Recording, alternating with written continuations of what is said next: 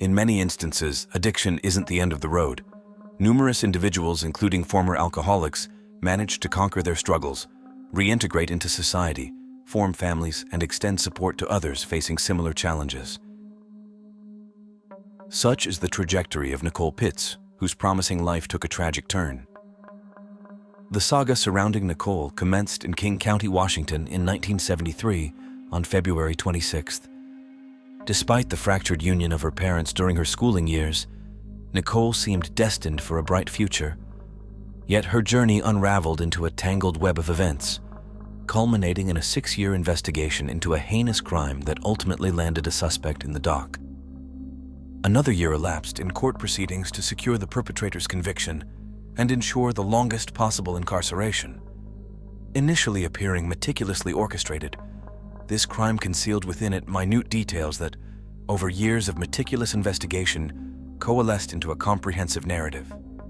The culprit, buoyed by a false sense of impunity, lived a life untouched by justice until the accumulated evidence shattered his facade. Let's dissect this intricate tale, beginning with the enigmatic figure of Nicole Pitts. Nicole blossomed into an active and sociable child, thriving in sports and earning a reputation as a genuine charmer. With an abundance of friends, she relished trips to the countryside, with Lake Sammamish near Seattle emerging as her cherished summer retreat. Following her high school graduation, Nicole embarked on a journey to Western Washington College, immersing herself in public relations studies while maintaining her passion for athletics. Simultaneously, she leveraged her fitness prowess by securing a position as a trainer at a local sports club. Rapidly earning respect among peers and amassing a loyal clientele for her group classes, Nicole's ambition soared. Concurrently, she pursued further education in management, eventually landing a job at a prominent mobile communications company. Outwardly affable and always ready to lend a hand, Nicole concealed a profound struggle behind her facade of well-being. The trauma of her parents' divorce during her formative years inflicted deep wounds on her psyche. Coupled with a rebellious streak and the allure of negative influences, Nicole sought solace in alcohol, spiraling into a debilitating addiction that persisted for years, eroding her physical and mental well-being. Amidst her tumultuous battle, Nicole's mother, Gail, a flight attendant with a demanding schedule, initially remained unaware of her daughter's plight. Living with her elderly grandmother, Nicole's clandestine struggle escaped immediate notice.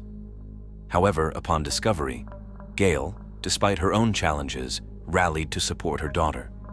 Together, they embarked on a journey of therapy and Alcoholics Anonymous meetings, Gail's partner, Rod, standing steadfast in his encouragement, treating Nicole as his own, believing fervently in her ability to overcome her affliction.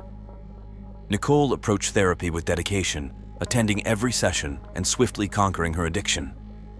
Nonetheless, the toll of alcohol on her health was significant.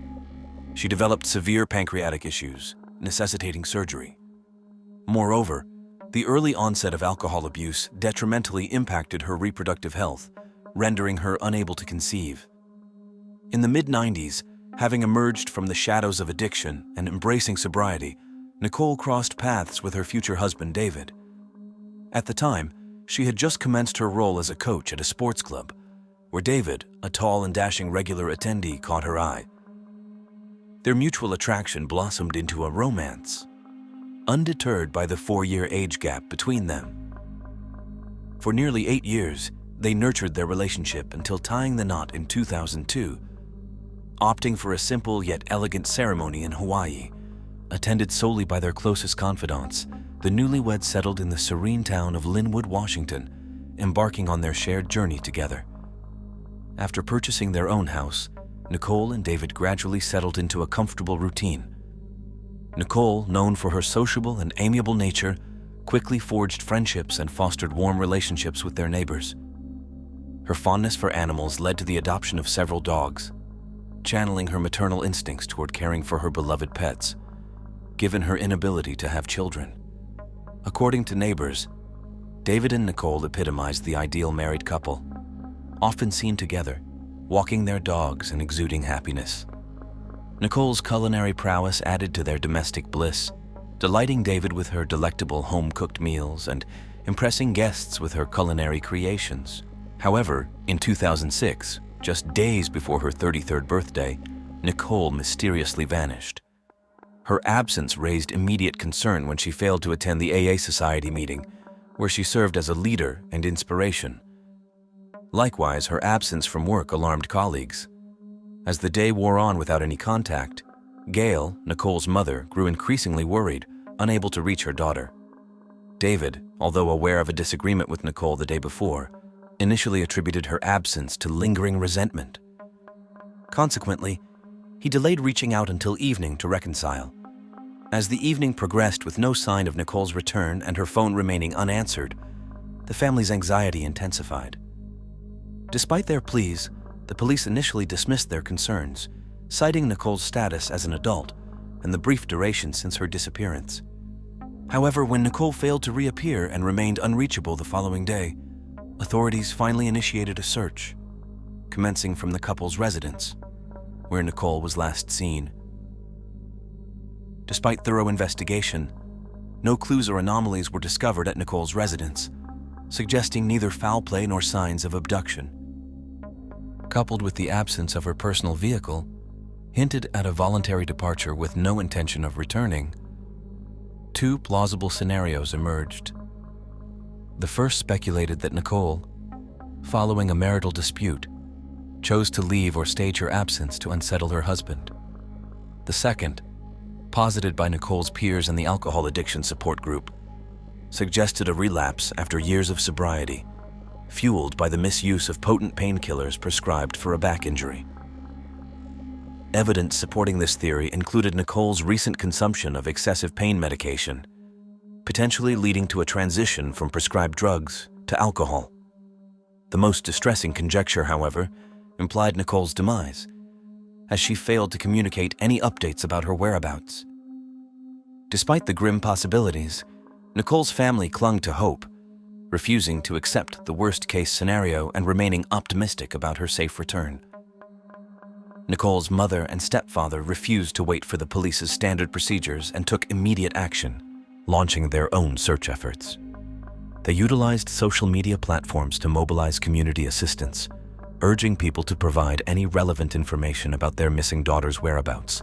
Without hesitation, they boarded the first flight to Lynnwood, where they commenced their personal search, distributing flyers adorned with Nicole's photos and interviewing individuals who knew her personally.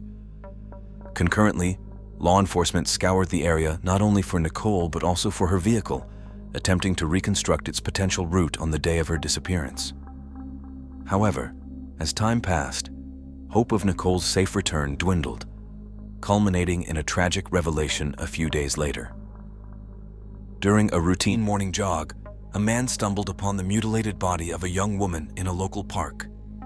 The grim discovery prompted immediate notification to the authorities, who swiftly dispatched forensic experts to the scene. Upon arrival, investigators discerned evidence suggesting a violent crime, as the victim's naked body bore signs of severe physical trauma. The absence of clothing and the presence of numerous injuries indicated a brutal assault, with asphyxiation identified as the cause of death. With grim certainty, law enforcement confirmed the grim reality. Nicole had been murdered. Nicole met a gruesome fate, strangled by her assailant's bare hands. The absence of her vehicle led investigators to consider theft as the primary motive. However, the attacker chose to silence Nicole, potentially indicating a more sinister motive, such as assault. The police immediately suspected the body they found belonged to Nicole, who had been missing for days. Despite this assumption, her family had yet to formally identify her. When Gail laid eyes on her daughter's lifeless form in the morgue, she was overwhelmed, requiring medical assistance to cope with the shock. Rod, her husband, also appeared grief-stricken, but some found his demeanor peculiar. Meanwhile, as the search for Nicole's vehicle continued, law enforcement maintained their belief that the car held vital clues to the perpetrator's identity. Public appeals for information regarding the missing car yielded results weeks later when it was discovered abandoned in a city parking lot. The unassuming gray Volkswagen Polo went unnoticed by the guard, unaware of its connection to a tragic murder case. The police promptly seized the car for thorough examination and analysis, anticipating it to yield crucial evidence and vital clues pivotal for tracking down the perpetrator and reconstructing the crime scene. However, their hopes were dashed as the vehicle yielded nothing of significance. Absent were any traces of blood, signs of struggle, or indications of a forcible abduction. Inside the cabin, fingerprints and DNA samples were limited to Nicole and her husband, who occasionally used the car. Despite the absence of overt evidence, investigators remained hesitant to return the vehicle to David, convinced that crucial evidence lay beneath the surface. The undeniable truth remained: Nicole had been brutally murdered, yet the motive behind the crime remained elusive. The initial theory of carjacking lost credibility, given the prompt abandonment of the vehicle across town, devoid of any signs of altercation. Similarly, the notion of sexual violence was refuted by forensic findings indicating no recent sexual activity.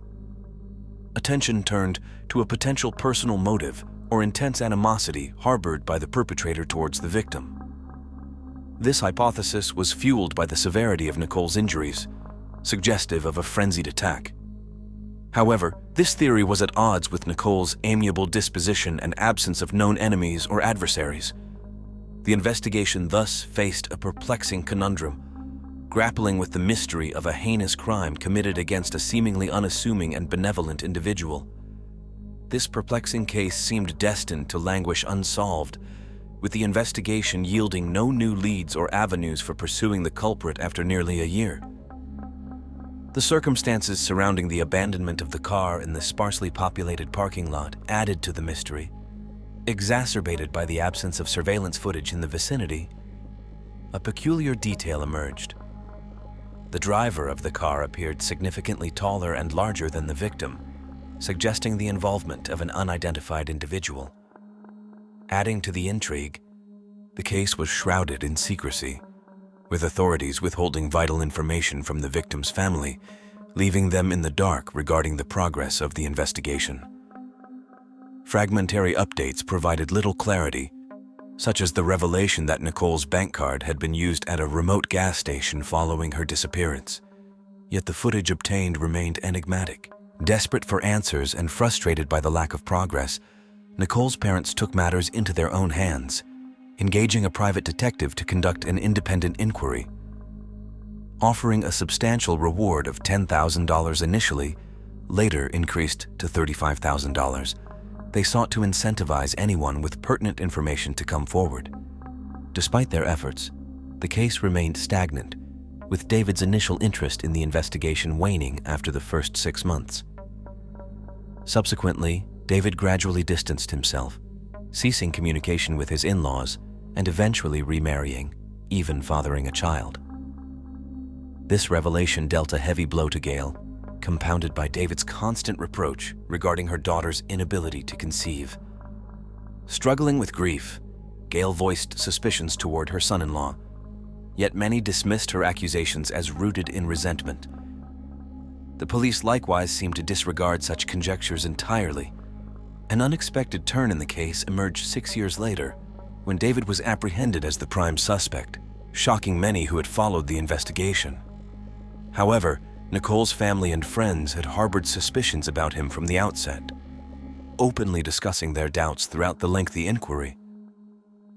While justice finally seemed within reach, David, who had since relocated and severed ties with Nicole's family, was taken aback by his arrest, believing the case long closed and his actions unnoticed. Maintaining his innocence, David agreed to undergo a polygraph test, which he failed miserably.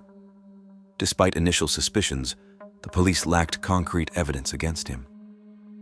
To avoid spooking the culprit into hiding, they refrained from aggressive tactics, instead meticulously gathering evidence over the years to ensure a just outcome.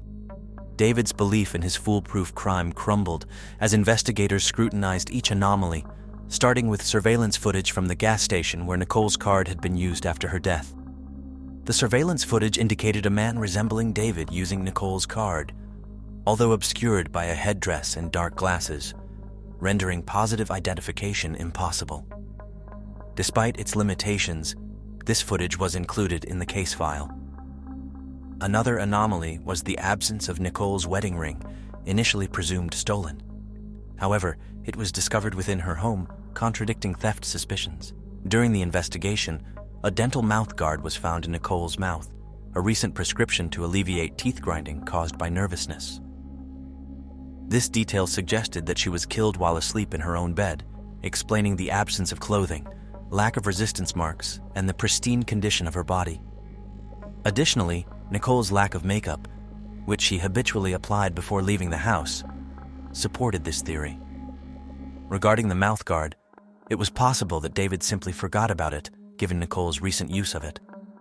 Furthermore, analysis of the driver's seat position in the abandoned car revealed anthropometric data consistent with David's. Moreover, only David and Nicole's fingerprints were found inside the vehicle, further implicating him in the investigation. If a third person had been present in the cabin, their traces would have been evident. Even if this individual had attempted to erase any evidence, it would likely have erased traces and prints of the car's owners as well. Additionally, a crucial discovery was facilitated by advancements in technology. Following the crime, the perpetrator utilized the victim's phone multiple times across various locations in the city. Remarkably, signals from David's phone coincided with these instances. Further scrutiny revealed that David harbored motives within the facade of their seemingly perfect family. While Nicole diligently balanced studies, dual employment, and aiding those battling addiction, her husband led a considerably idle lifestyle. David's transient employment history, frequent socializing in bars and clubs, often at the expense of his wife's earnings, exacerbated their financial strain. Despite Nicole's efforts to encourage David to seek help for his addiction by attending AA meetings, his dismissive attitude persisted. Compounding matters, David engaged in systematic infidelity, propositioning Nicole to join him in his liaisons, all of which she vehemently rejected. On one occasion, David even attempted to coerce her by getting her intoxicated. Gail, fully aware of the distress within her daughter's marriage, urged her to reconsider her situation. Despite Gail's interventions, the horrors within the family persisted. As the financial strain worsened, Nicole's attempts to steer David towards rehabilitation were met with ridicule and scorn. Furthermore, David's persistent infidelity and manipulative behavior only exacerbated their marital discord. However, she resisted taking this step because of her love for him and her hope that David would change. Yet following Nicole's mysterious death, her husband swiftly pursued a substantial insurance payout and promptly initiated a new relationship. It was later uncovered that several months prior to the tragedy, David had been unfaithful with a woman named Jane, frequenting bars and clubs with her while Nicole was preoccupied with work or studies. Just before Nicole's birthday, David brazenly brought his mistress to their home, where they were unexpectedly discovered by Nicole upon her return. This incident sparked a heated family argument, prompting Nicole to confide in her mother, with whom she shared a close relationship. Suspicions initially fell on her son-in-law, but law enforcement deemed the evidence insufficient to warrant his arrest. Consequently, the case was classified and the family was left in the dark regarding any progress in the investigation. Over time, their hope for justice dwindled. Following David's reception of a significant insurance settlement, following Nicole's demise, he lavished expenditures on Jane. Gail posited the theory that David's mistress might have been an accomplice to the crime, but lacking evidence, she was only brought in as a witness. David's trial commenced in September 2013, during which he vehemently denied any involvement in the tragedy. Initially, his defense team argued that the evidence against him was circumstantial and insufficient to establish guilt. However, as incriminating evidence mounted, the defense shifted tactics, endeavoring to portray David as a victim. They attempted to insinuate that Nicole's consumption of pain medication following her back injury had led her to relapse into alcoholism, making her husband's life intolerable. These claims were refuted by those who knew Nicole, and even if true, they could not justify David's heinous actions. Ultimately, David was convicted of his crimes and sentenced to the maximum term allowable by law in the state where the trial occurred, 18 years in prison. However, He may be eligible for parole in 2025 after serving 2/3 of his sentence. Amidst the vibrant energy of a bustling college town, the life of a young student named Samantha Lee Josephson took a grim and tragic turn. Her story captivated a nation, shedding light on the potential dangers that can lurk within the seemingly ordinary moments of our lives. Samantha, a spirited and ambitious young woman, radiated positivity on the University of South Carolina campus. Yet little did anyone anticipate that a routine night out would spiral into a series of events that would devastate those who knew her. Born to Seymour and Marcy Josephson in Princeton, New Jersey, Samantha grew up in Robbinsville, New Jersey. As a child, she attended the University of South Carolina, where she pursued a degree in political science.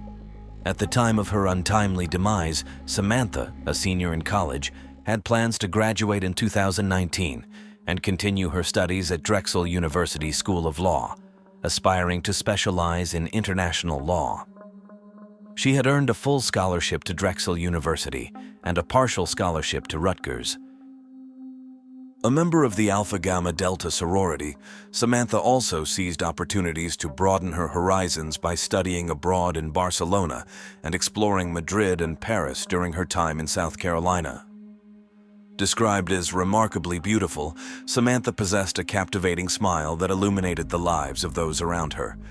She was also romantically involved with a young man named Greg. The couple shared a deep bond, staying connected every day through constant texting and calling. They envisioned a future together, with plans for Greg to move in with Samantha and support her as she pursued law school. Everything seemed promising until the evening of Friday, March 29, 2019, when Samantha failed to return to her apartment, signaling a troubling turn of events.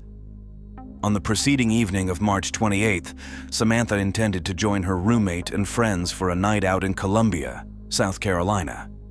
Although her boyfriend Greg couldn't be with them as he was in his hometown, he encouraged her to enjoy herself. Samantha, feeling somber due to news of a family member's illness, sought distraction and companionship with her friends, seeing the outing as an opportunity to uplift her spirits. The group explored various bars before settling at the Bird Dog Bar in the lively area of 5 Points, a popular hangout for students. Despite having a good time, Samantha kept in touch with Greg, expressing her longing for his presence and emotional support. Although they had plans to reunite the following weekend, Greg chose to stay put, maintaining constant communication with her. Around 2 a.m., Samantha decided to return to her apartment alone and ordered an Uber, a common practice among her peers. Little did she know, this decision would lead her into the hands of a murderer as she awaited her ride. At approximately 2:04 a.m., Samantha had her final phone conversation with Greg. She informed him of her departure, stating she was on her way home and had hailed an Uber, a routine she had practiced numerous times before to navigate the distance between the bars and her residence. A few minutes after summoning the Uber, a vehicle approached the curb where Samantha and other patrons awaited their rides. Surveillance cameras captured her approaching the car, only to realize it was meant for someone else. Correcting her course, she returned to her position on the sidewalk. Samantha, dressed in an orange shirt and black pants, continued to wait. Soon after, a black Chevrolet Impala driven by Nathaniel David Rowland arrived at the spot in front of her. Assuming it was her ride, Samantha bid farewell to Greg and approached the vehicle. After a brief exchange with the driver, she entered the back seat, unaware of the danger that awaited her. As soon as Samantha entered the car, it swiftly accelerated away. Moments later, the Uber she had originally requested arrived at the designated pickup spot. However, unable to locate Samantha, the driver canceled the request and departed. From that moment onward, only Samantha and the driver of the Impala were aware of the mistaken entry. Later CCTV footage revealed the black Chevrolet Impala circling the area several times before focusing on Samantha. Familiar with the routine of college students gathering in 5 Points after bar closures, observers grew suspicious of the driver's actions, suggesting a deliberate intent. Meanwhile, Samantha's attentive boyfriend, Greg, monitored her journey via the Find My Friends app to ensure her safety. He became concerned when he noticed her heading in the opposite direction of her apartment. Initially dismissing it as a detour to a friend's house, Greg texted her to confirm her well-being. However, he received no response. Concerned, he attempted to call her, but Samantha did not answer her phone. Greg persisted, repeatedly texting Samantha until he noticed that his messages showed as delivered but not read, indicating that Samantha hadn't read any of his texts. This unusual behavior, coupled with Samantha's phone ceasing to share its location, deeply unsettled Greg, as such occurrences had never happened before. Despite considering the possibility that Samantha had misplaced her phone in the Uber, Greg reached out to her friends and roommate to inquire about her whereabouts, or if she had safely reached home. Regrettably, no one had heard from or seen Samantha. Hoping for her return by morning, Greg attempted to rest. However, when Samantha failed to appear, her roommates grew increasingly worried and reported her missing. Greg, deeply concerned, drove 2 hours to Columbia to aid in the search. Within 3 to 4 hours of filing the missing person report, turkey hunters stumbled upon the lifeless body of a young woman, later identified as Samantha Josephson, in a wooded area in New Zion, approximately 65 miles away from 5 Points. Dismayed by the grim discovery, the hunters promptly contacted 911, prompting swift response from local law enforcement. Following an autopsy, it became evident that Samantha had been subjected to a brutal and violent attack. Her body bore over 120 separate stab wounds, with injuries spanning her face, head, neck, hands, upper body, legs, and feet, painting a harrowing picture of the horrific ordeal she endured. It was determined that Samantha had attempted to defend herself as her fingernails were found mutilated, likely a result of her efforts to shield herself from a sharp, double-bladed knife. The autopsy revealed a severe loss of blood, with Samantha's body containing only 20 millimoles compared to the average human's 4 liters.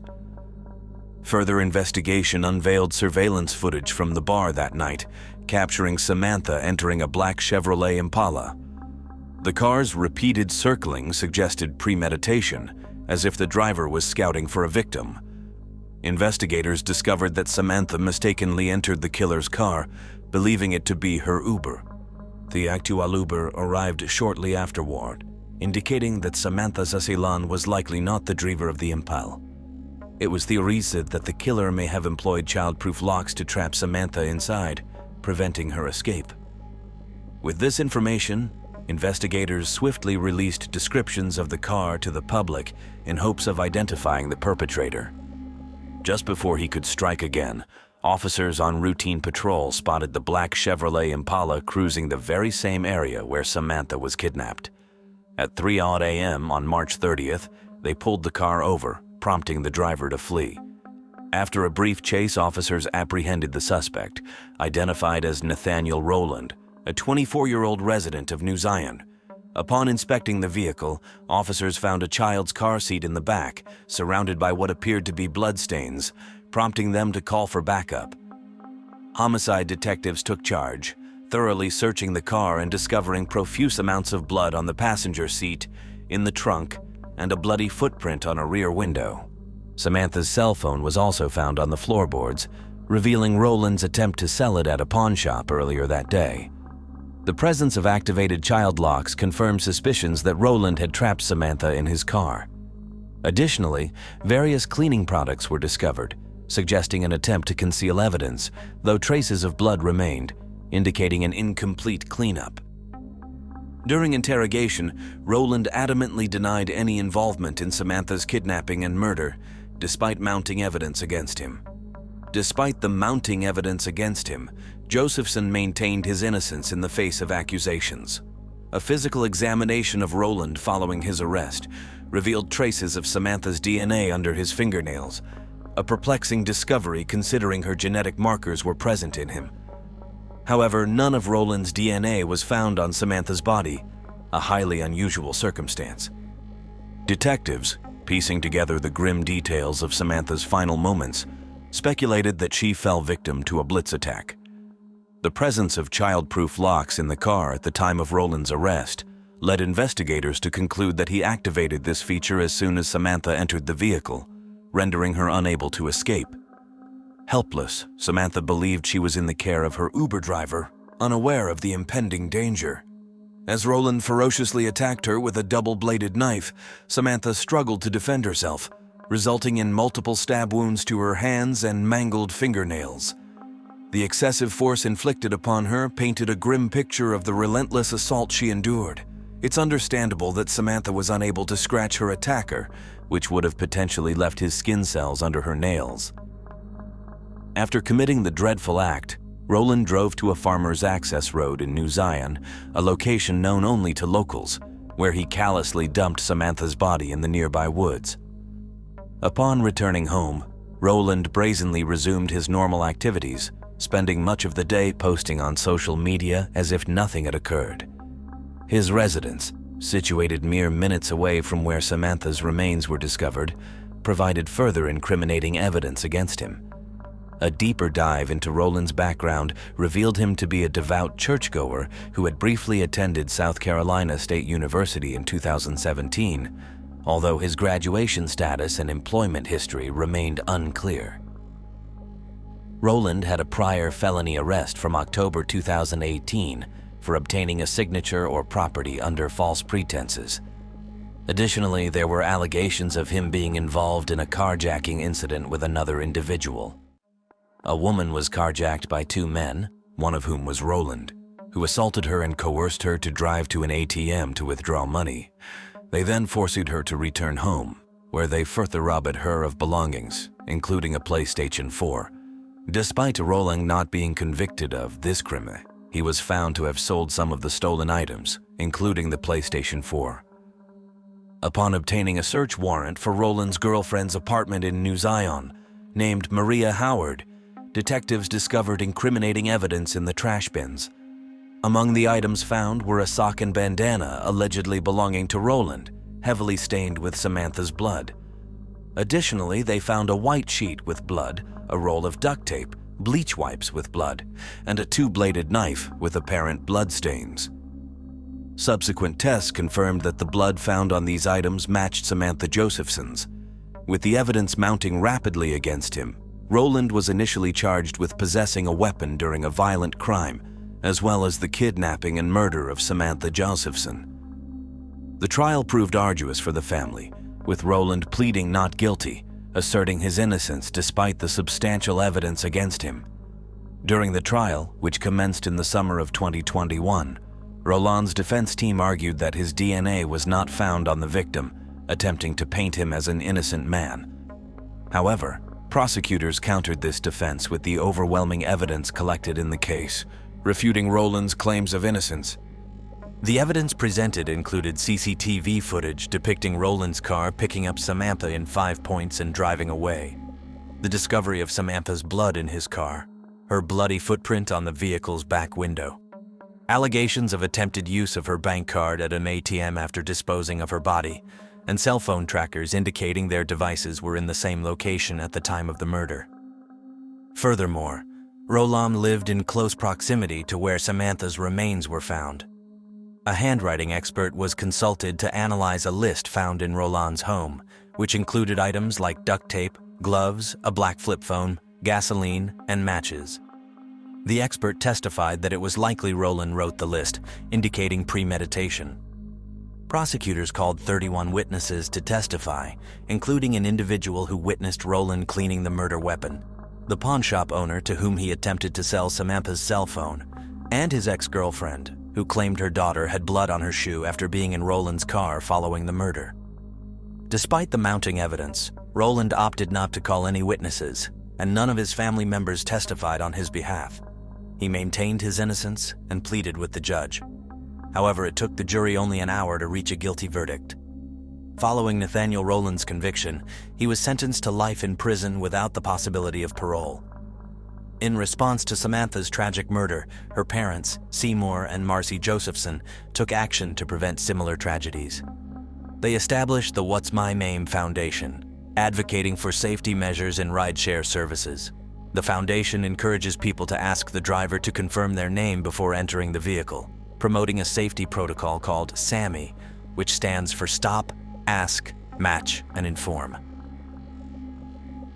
In the aftermath of Samantha's death, the rideshare industry also implemented additional safety measures, such as issuing personalized 4-digit codes to confirm the correct vehicle. Samantha's passing deeply impacted her family and friends, leaving an indelible mark of grief.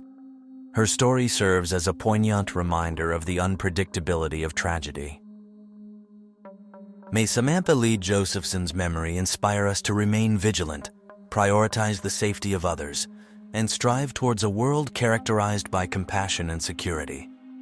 Psychologists often highlight 3 common reasons why teenagers commit offenses: the need for peer validation, substance abuse, and a sense of invincibility. In our focus today, we'll explore a tragic incident involving Mackenzie Sherilla, a schoolgirl whose actions led to a devastating loss of life. Despite her upbringing in Strongsville, Ohio, Mackenzie's behavior took a troubling turn as she grew older. She became increasingly selfish and reckless, dabbling in alcohol and drugs. Even in her adolescence, Mackenzie exhibited a sense of entitlement and a disregard for consequences. Her story takes a darker turn when she became the perpetrator of a terrible tragedy that claimed 2 lives. Shockingly, Mackenzie showed no remorse for her actions during the trial, even shifting her testimony multiple times. Born in August 2004, Mackenzie was the 3rd child in her family. Despite her parents' efforts to raise her with love and care, she grew up demanding and selfish. Mackenzie often got away with mischief and serious misdemeanors, fostering a sense of impunity. As the trial unfolded, Mackenzie's confidence in evading consequences was shattered by the judge's verdict, leaving both her and her mother dumbfounded. But who is Mackenzie Sherilla really? Stay tuned as we delve deeper into Mackenzie's background and the events that led to this tragic outcome. Don't forget to subscribe to the channel for more updates on this story and others like it. Let's unravel the mystery together. Mackenzie's childhood was marked by her amiable and open nature, noted by both classmates and teachers. However, as she grew older, her demeanor began to deteriorate significantly. She became prone to real tantrums, easily losing her temper and behaving impudently. Mackenzie's interactions were marked by a disregard for others' opinions, always insisting on having the final word and prioritizing her own interests above all else. During adolescence, Mackenzie's behavior became increasingly challenging. While her parents attributed this to the transitional age, her actions were far from typical teenage rebellion. In high school, Mackenzie's troubles extended beyond her demeanor. She developed a concerning pattern of alcohol addiction and occasional experimentation with illegal drugs. Despite the reckless nature of her actions, she often escaped serious consequences. Mackenzie's social circle mirrored her behavior, indulging in vandalism, fights, and even theft. Despite brushes with the law, they were met with warnings and educational talks, reinforcing their belief in their own invulnerability. In contrast, Dominic Russo, a fellow Strongsville native born in September 2001, led a markedly different life. Raised in a large, loving family, Dominic excelled academically and remained actively engaged in sports. Despite the strict yet nurturing environment, Dominic enjoyed a wide circle of friends and maintained a balanced lifestyle. Dominic was accustomed to commanding attention and effortlessly became the life of any gathering. With his striking appearance and engaging personality, he naturally drew admirers from a young age. However, he remained focused on meaningful connections, steering clear of fleeting romances and prioritizing serious relationships. After graduating from high school, Dominic pursued his passion for music by enrolling in a local university, majoring in performing arts production. His dream was to carve out a career as a renowned music producer. Alongside his studies, Dominic showcased his versatility by writing and performing his own songs. By the age of 20, he had established his own small business, purchased a car, and secured a cozy apartment in a desirable neighborhood. He maintained his active lifestyle, continuing to excel in sports, while also earning recognition as one of the top students at the university. It was during this time that Dominic's path intersected with Mackenzie's for the first time, sparking a connection that would change both of their lives forever. Their initial encounter occurred at a party among mutual friends, an event that would prove fateful for them both. Dominic, a handsome and musically inclined young man with curly hair, immediately caught Mackenzie's attention. Unlike the guys she typically associated with, Dominic stood out for his education, manners, and ability to engage in thoughtful conversations. Meanwhile, Mackenzie, with her striking appearance, slim figure, and impeccable style, turned on her charm to captivate Dominic's interest. Their chemistry was undeniable, leading them to swiftly embark on a romantic journey together in the fall of 2021. As their relationship blossomed, they introduced each other to their respective families. While Mackenzie's parents embraced Dominic warmly, viewing them as an ideal match for their daughter, Dominic's parents harbored reservations about Mackenzie. The parents of the young man harbored mixed feelings about his relationship with Mackenzie. On one hand, Mackenzie presented herself as sweet, innocent, and eager to make a good impression. However, something about her raised immediate concerns for Frank and Christine Russo. Friends and family of Cheryl believed that Mackenzie had truly fallen in love for the first time in her life and hoped that the relationship would positively influence her character and behavior. Little did they anticipate the tragic turn that this youthful romance would take. As the couple began to appear together publicly, displaying affection and tenderness, word of their relationship quickly spread throughout the small town. While some who knew Mackenzie well felt sympathetic toward Dominic, most were simply happy for the couple. However, Dominic soon began to notice peculiarities in Mackenzie's behavior. Her defiant actions and insistence on having her way began to trouble him. Initially, Dominic attributed these behaviors to Mackenzie's youth and desire for attention. The couple made plans for their future, including marriage once Mackenzie turned 18, and dreamed of moving to New York City for Dominic's music career. However, Mackenzie's behavior grew increasingly alarming and even frightening. She demanded that Dominic comply with her wishes, throwing tantrums and acting like a petulant child when he disagreed.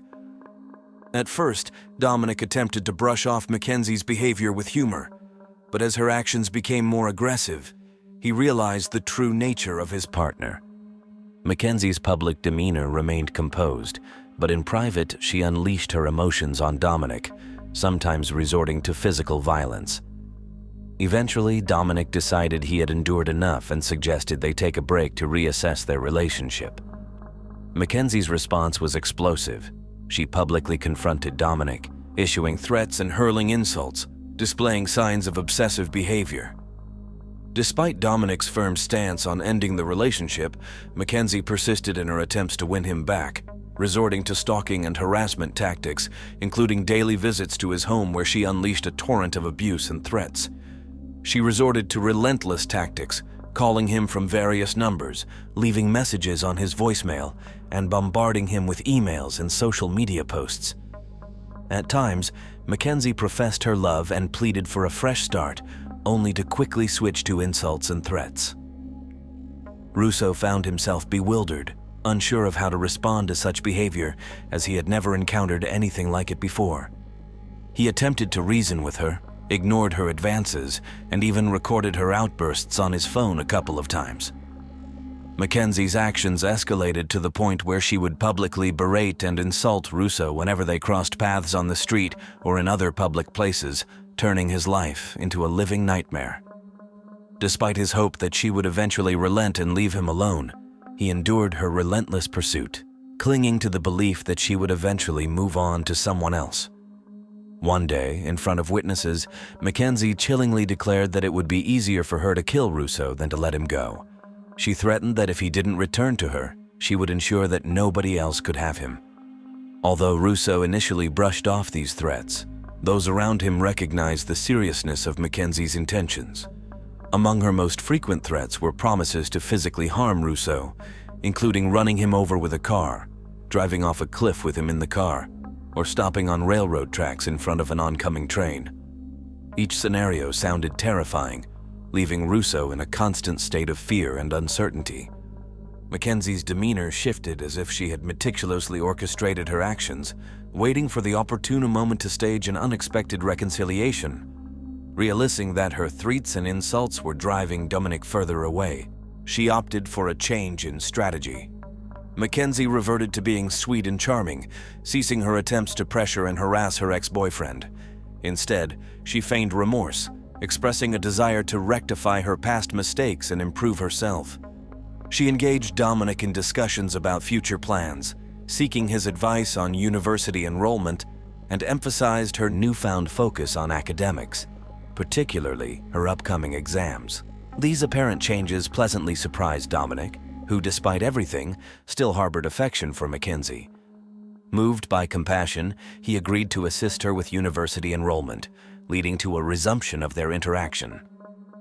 As they spent more time together, the couple grew closer, with Dominic believing that Mackenzie had genuinely transformed, becoming more mature and responsible. Unbeknownst to him, his feelings for her rekindled, overshadowing past grievances. However, this time, they chose to keep their reunion discreet, refraining from public announcements. Their meetings resembled clandestine rendezvous, where they relished each other's company, avoiding the scrutiny of others. When Dominic's brother Angelo caught wind of the situation, he warned that it spelled trouble. However, Dominic, blinded by love, brushed aside his concerns. Unbeknownst to Dominic, while he basked in the joy of reuniting with Mackenzie and the perceived changes in her, Mackenzie was crafting a chilling scheme against him. Enthralled by the notion of a dramatic car crash, Mackenzie meticulously mapped out her plan. Spending countless hours driving around the city, Mackenzie scouted for an ideal location to execute her plan. Unable to find suitable cliffs or railway tracks, she stumbled upon an isolated industrial area with a towering brick wall. Seeing the wall, Mackenzie's twisted imagination sparked a sinister idea. She envisioned a spectacular crash into the wall, intending for both of them to perish and their story to become legendary in the city. Despite confiding in her best friend about her plan, others dismissed it as mere fantasy, given Mackenzie's history of impractical notions. As July 2022 drew to a close, just a week before her milestone birthday, Mackenzie proposed to Dominic that they attend a party hosted by mutual friends. Viewing it as a chance to enjoy themselves and showcase their rekindled love, Dominic eagerly accepted her invitation, still trusting in Mackenzie's sincerity. On the night of Saturday, July 30th, Dominic and Mackenzie arrived at the party hand in hand, radiating happiness and affection. Their presence captured the attention of everyone around them, who admired the apparent harmony in their relationship. Throughout the evening, they reveled in each other's company, freely displaying their affection without inhibition. Unbeknownst to the attendees, Mackenzie clandestinely consumed illegal drugs to bolster her resolve for what lay ahead. As dawn approached, Dominic and Mackenzie bid farewell to their friends and made their way to the car. However, their plans took an unforeseen turn when Dave Flanagan, a friend of Dominic's, requested a ride home. Despite Mackenzie's reluctance, Dominic agreed, unwittingly sealing Dave's fate. With Mackenzie behind the wheel, Dominic in the passenger seat, and Dave seated behind them, the car set off into the night. Mackenzie drove cautiously, avoiding drawing any undue attention as they navigated the empty streets. Once more, Mackenzie contemplated her plan as her passengers drifted into slumber. Later, she claimed she intended to perish in the crash. However, her assertion was dubious, evidenced by her act of fastening her seatbelt during the last stop while her companions remained unbuckled. Upon the traffic lights' shift to green, she accelerated swiftly, veering onto a dimly lit secondary road leading to an industrial area. Initially unaware, her passengers gradually realized the gravity of the situation, feeling as if a malevolent force possessed the driver. Despite their shock, Mackenzie relentlessly pressed the gas pedal, hurtling the car toward a stark brick wall. In the early hours of Sunday morning, the industrial area lay deserted, save for a lone resident who heard the impact and rushed to investigate. Discovering the wreckage, she promptly called emergency services. Medics arrived swiftly, but despite their efforts, Mackenzie's passengers succumbed to their injuries on the scene. Trapped in the wreckage, Mackenzie remained unconscious, her legs ensnared in the twisted metal. Despite her injuries, her vital signs were stable, offering a glimmer of hope amid the tragedy.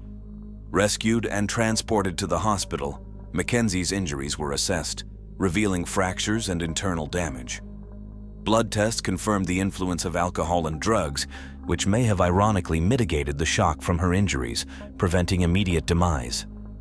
Initially, investigators speculated Mackenzie's impaired state led to the crash, presuming she was unaware of her actions. However, her unconscious state precluded interrogation, leaving the true nature of events shrouded in mystery. Following a complex surgical procedure, Mackenzie gradually regained consciousness. Overwhelmed by remorse and the realization of her actions, she tearfully confided in the attending doctor, admitting her deliberate act of speeding into the wall with the intent to kill her boyfriend, intending to perish alongside him. Mackenzie also attributed Dave's presence in the car to his persistence, branding him an unwitting casualty. However, the doctor dismissed Mackenzie's confession as a product of post-operative confusion, attributing it to anesthesia, pain medication, and emotional distress. When authorities later questioned Mackenzie, her testimony underwent a drastic shift. She claimed partial amnesia, citing alcohol and drug consumption, asserting she couldn't recall the events of that fateful night, including Dave's presence in the vehicle. Despite her assertions, evidence contradicted Mackenzie's account, challenging her narrative of events. The surveillance cameras meticulously traced the initial segment of the car's journey, revealing Mackenzie's adherence to traffic laws until she abruptly veered onto a road leading to an industrial zone. Additionally, it emerged that Mackenzie had traversed the entire route multiple times in the preceding days, with her car spotted by numerous witnesses. Upon her hospital discharge, Mackenzie swiftly endeavored to resume her former carefree lifestyle, exhibiting no remorse and displaying confidence in evading consequences. Returning to her active presence on social media, she socialized with friends and made future plans. In September, she attended a concert of her favorite band in a neighboring city despite her ongoing recovery. Not even the incomplete healing of her leg bones deterred her from appearing on stage in a wheelchair, adorned with vibrant makeup and taking selfies with friends. By October, fully embracing life once more, Mackenzie partook in Halloween celebrations, dressed in a pre-made costume. She relished every moment, forging new connections along the way. However, on November 4, 2022, she was apprehended, marking the commencement of her trial and subsequent sentencing. The investigation spanned just over 3 months, culminating in Mackenzie's legal proceedings. The gathering of essential evidence facilitated the prosecution's case against Mackenzie, who faced charges of premeditated aggravated double murder and possession and use of a controlled substance, discovered both in her pocket and bloodstream. Throughout the legal proceedings, Mackenzie altered her testimony multiple times, initially claiming memory lapses and later asserting a desire to perish alongside her lover. However, inconsistencies arose, notably her prior act of securing herself with a seatbelt. Found guilty on all charges, Mackenzie's status as a minor at the time of the crime, just 5 days shy of her 18th birthday, warranted consideration. While eligible for consecutive sentences of 15 years for each murder, served concurrently due to her youth, Mackenzie could seek parole in 15 years at the age of 33. Both sides expressed discontent with the court's ruling. The victims' families sought a harsher sentence, while Mackenzie's legal team deemed it excessive and filed an appeal. Nonetheless, the judge upheld the original sentence, doubting Mackenzie's remorse and emphasizing the gravity of her actions. As Mackenzie begins her incarceration, she faces introspection regarding her atrocious deed. Their tale is one that grips at the very soul, a narrative of tragedy intertwined with moments of triumph and fame. In the quaint town of Katy, the Temples were pillars of their community, none more so than David, their shining star. His prowess on the football field was legendary, guiding the Katy High School team to an undefeated season in '86. As the backbone of the defense, David's name echoed far beyond the local stadium. He was a beacon of hope, a symbol of pride for all who knew him. But life is a complex tapestry, woven with both light and shadow. David's journey took him beyond the borders of his small-town dreams, propelling him to Stephen F. Austin State University with a full scholarship in hand. The promise of academic and athletic excellence beckoned, and David answered the call with eager anticipation. At SFA, David's talent blazed like a supernova. His presence on the football field was electrifying, earning him the moniker, the Temple of Doom. Yet, amidst the roar of the crowds and the glory of victory, fate had another player waiting in the wings, Belinda Lucas.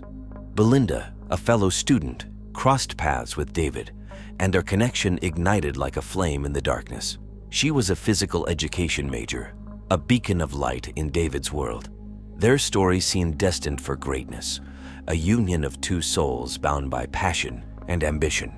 But fate is a fickle mistress, and tragedy lurks in the shadows.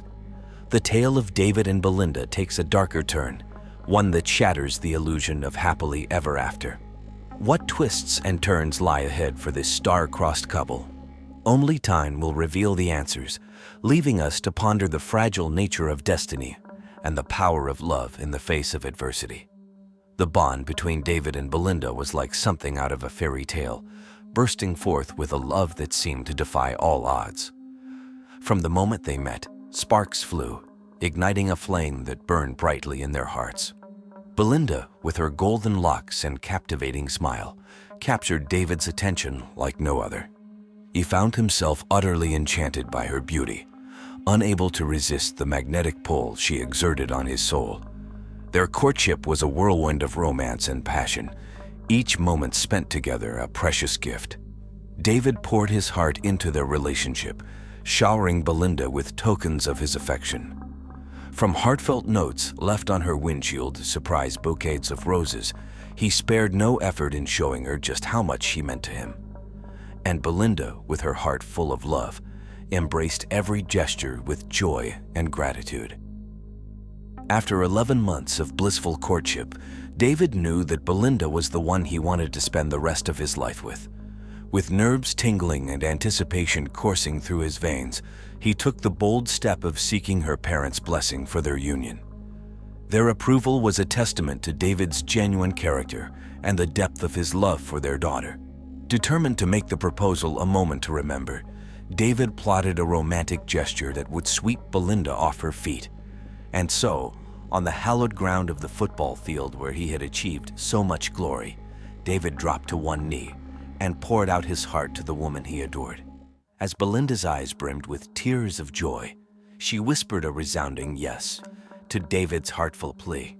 In that magical moment, amidst the echo of cheers and the whisper of the wind, two souls became one, bound together by a love that would withstand the test of time. And so, with the promise of forever shining bright in their hearts, David and Belinda embarked on a journey towards their happily ever after, their love a beacon of hope in a world filled with uncertainty and doubt. In 1992, David and Belinda sealed their love in a tender ceremony, surrounded by the warmth of their dearest friends and family. Their union was a beacon of hope, a promise of forever etched in the fabric of time. Settling in the familiar embrace of Katy, Texas, they embarked on a new chapter of their lives, brimming with dreams and aspirations. Belinda, fueled by her passion for education, found her calling as a teacher at Katy High School, the very institution where David had once roamed the halls as a student athlete. Meanwhile, David embraced his role as a coach and educator at AAF Hastings High School, channeling his love for the game into shaping young minds.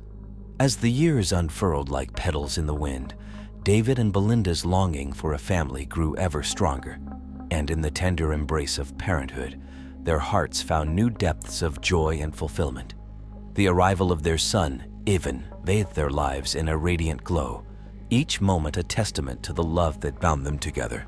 To those on the outside looking in, David appeared to be the epitome of a devoted husband, his unwavering support for Belinda evident in every facet of their shared existence. Yet, behind closed doors, whispers of discord lingered like shadows in the night. Some whom knew the couple intimately bore witness to a different truth, a reality shrouded in pain and uncertainty. They spoke of David's controlling demeanor, his sharp words cutting through the veneer of marital bliss. His derogatory remarks about Belinda's appearance and her role as a mother cast a shadow over their once idyllic union. According to Belinda's twin, who had glimpsed the cracks in their facade during holiday gatherings, David's behavior was a far cry from the love and respect she deserved. In the quiet moments of reflection, she wondered how the fairy tale she had once believed in had morphed into a nightmare of manipulation and despair. As the whispers of discontent grew louder, the fragile facade of David and Belinda's marriage threatened to crumble, leaving behind a trail of shattered dreams and unanswered prayers. In the midst of it all, even their innocent beacon of hope stood as a silent witness to the tumultuous storm brewing within the walls of his childhood home. The once vibrant fabric of David and Belinda's marriage began to unravel, revealing the darker truth hidden beneath the surface. The laughter that once echoed through their home now carried the sting of frequent jokes, each barb aimed at Belinda's expense. David's words, once whispered with love, now dripped with venom as he hurled insults at his wife, tearing down her self-esteem with each cruel remark. Reports surfaced of David's relentless attacks on Belinda's appearance, his mockery of her body serving as a constant reminder of her perceived flaws. His disdain extended beyond Belinda herself, as he launched verbal assaults on her family, casting them aside with derogatory slurs that cut to the bone.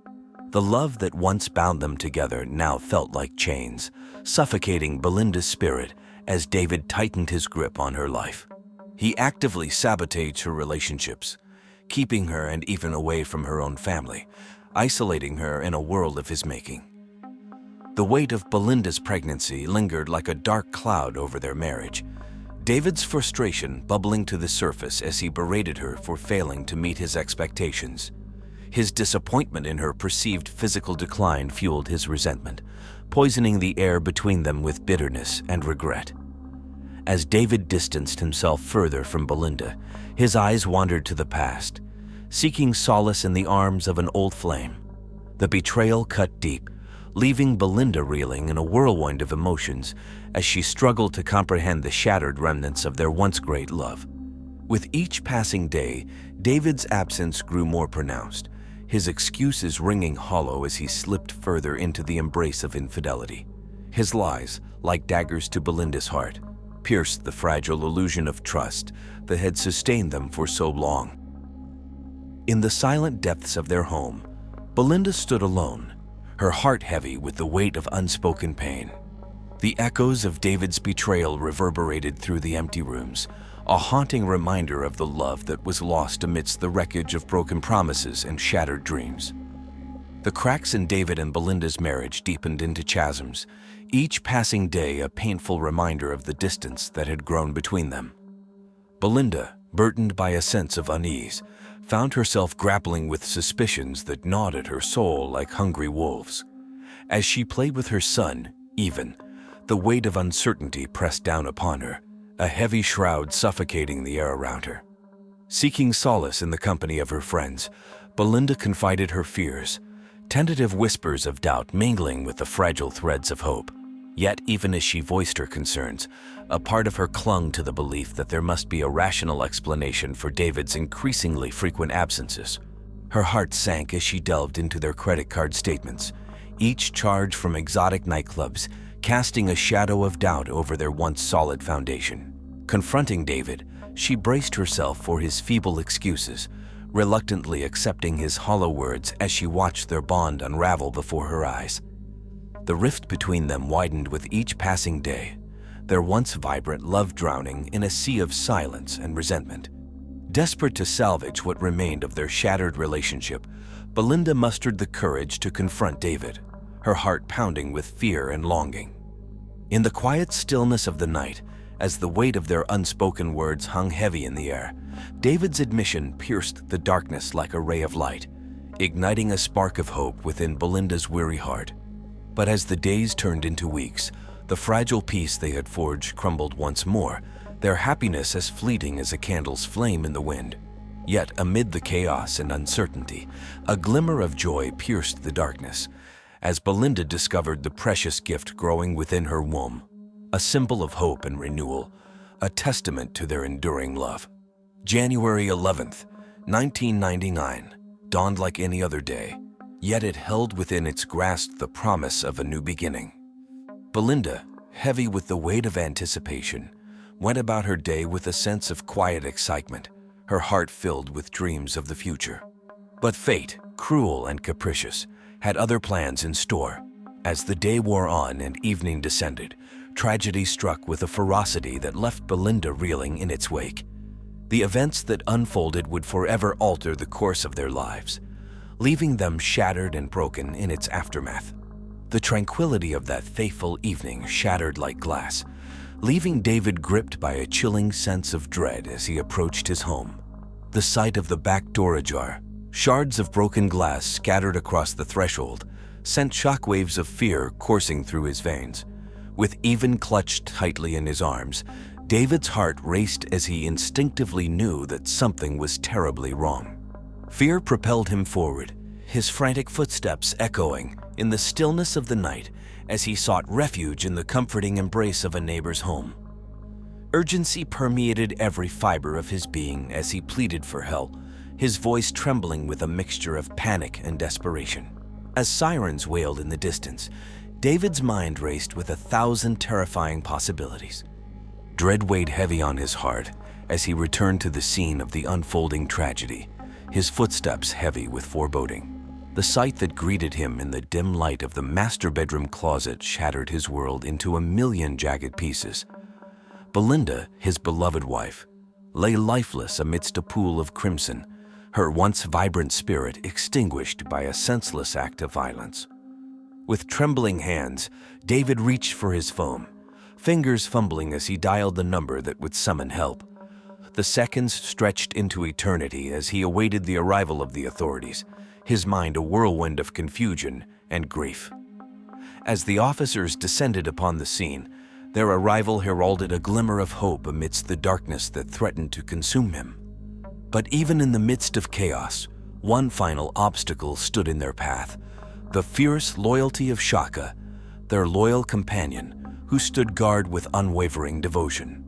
With every fiber of his being, David pleaded for the officers' understanding, his voice raw with anguish as he navigated the tumultuous waves of grief and disbelief. And as the truth began to unravel, he found himself cast into a storm of suspicion and uncertainty, his every word scrutinized with unyielding scrutiny.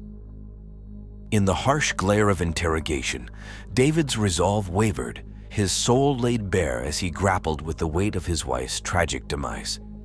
Yet, amid the chaos and confusion, one truth remained steadfast: the bond of love that had once bound them together would endure, transcending even the darkest of days.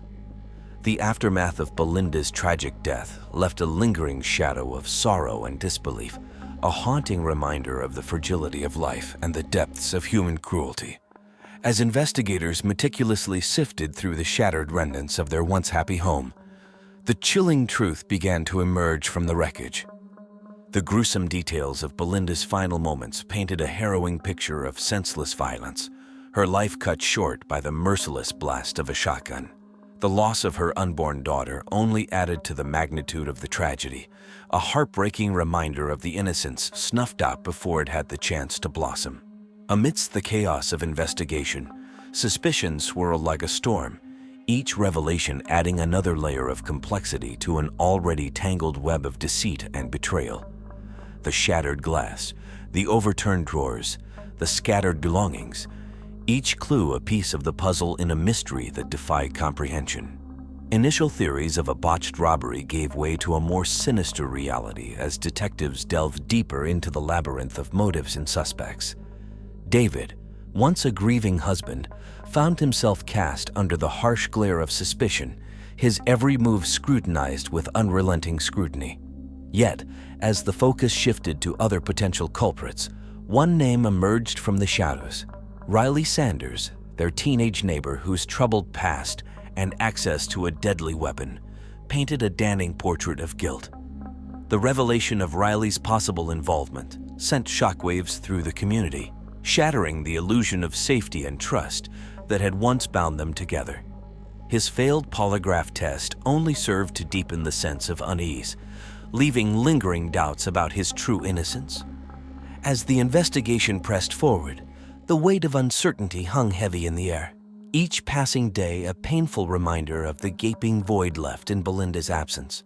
And amidst the chaos and despair, one truth remained constant: the quest for justice, a beacon of hope in the darkness, guiding those left behind on their journey towards closure and healing. The twists and turns of Belinda's tragic saga left a trail of shattered hearts and unanswered questions, each revelation adding another layer of pain to an already unbearable truth. As suspicions swirled and accusations flew, the specter of justice remained elusive, a distant beacon of hope in a sea of uncertainty. Riley Sanders, once cast as a potential suspect, faded into the background as the spotlight shifted to David, Belinda's own husband. Despite David's vehement denials, the shadow of suspicion hung heavy over him, casting a pall over his once charmed existence. The revelation of David's affair with Heather Scott, a colleague at the high school where he worked, pierced the veil of betrayal, leaving Belinda's loved ones reeling in disbelief. Their hearts shattered anew as they grappled with the betrayal of a husband who had sworn to love and cherish Belinda until death parted them. Yet, as the years passed and the investigation languished in the depths of despair, hope flickered like a dying ember, threatening to be extinguished by the weight of grief and loss. Belinda's family refused to let her memory fade into obscurity, fighting tirelessly to keep her name alive in the public consciousness. Their efforts seemed futile in the face of overwhelming odds. The silence of tip lines and the absence of leads a constant reminder of the uphill battle they faced. But just when it seemed that all hope was lost, a glimmer of light pierced the darkness, heralding a turning point in their quest for justice. The conviction of Scott Peterson for the murder of his pregnant wife, Lacey, breathed new life into Belinda's case, igniting a spark of hope in the hearts of those who had long fought for answers. The similarities between Lacey's murder and Belinda's death gave prosecutors in Katy, Texas, a renewed sense of purpose as they sought to unravel the tangled web of lies and deceit that had shrouded Belinda's tragic fate. With Scott's conviction as a precedent, the prosecutors embarked on a renewed investigation, determined to uncover the truth behind Belinda's murder. Armed with a theory that painted David as the cold-blooded killer, they dared to hope that justice would finally be served for the woman whose life had been stolen in the prime of her existence. As the wheels of justice turned once more, Belinda's loved ones clung to the fragile hope that her memory would finally be vindicated, that her voice would be heard from beyond the grave. And though the road ahead was fraught with uncertainty, they vowed to stand by her side until the bitter end, refusing to rest until the truth was laid bare for all to see. The culmination of years of anguish and uncertainty reached its climax as David Temple, the man accused of robbing Belinda of her life, stood trial for her murder. The courtroom buzzed with tension and anticipation, the air thick with the weight of unresolved questions and unspoken truths. As the prosecution laid bare their case, painting a damning portrait of David as the architect of Belinda's tragic demise, the echoes of her untimely death reverberated through the halls of justice. With each revelation, the gaping wound left by her loss was torn open anew, a raw reminder of the pain that lingered in the hearts of those who had loved her. The defense's desperate attempts to shift the blame onto Riley Sanders, their teenage neighbor, fell flat in the face of overwhelming evidence to the contrary. Yet, despite the mounting proof of David's guilt, the road to justice was fraught with obstacles and delays, leaving Belinda's loved ones to languish in a state of limbo. Years passed, each one marked by the agonizing wait for closure, as the wheels of justice turned at a glacial pace.